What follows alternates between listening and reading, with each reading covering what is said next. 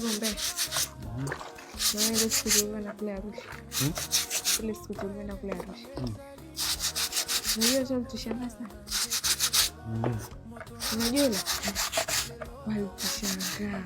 Hivi kama vile si ni wapya. Haisi hapa. Unaangalia sasa. Hamna. Haisi hapa. Tukipita tu. Cheki mtoto wa nani? Cheki mtoto wa fulani.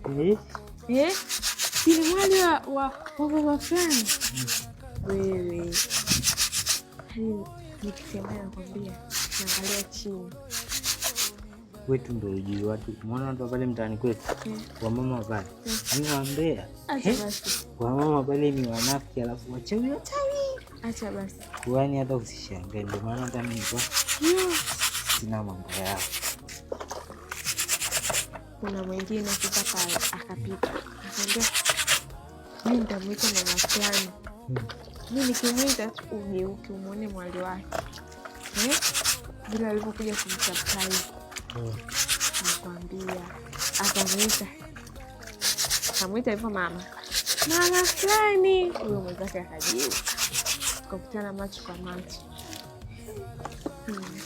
Ila mimi nilikuwa naogopa kupigwa kijuju mie. Kijuju ni? Sizongo. Ndio kijuju? Mbona unagona? Hamna. Mimi nilikuwa naogopa.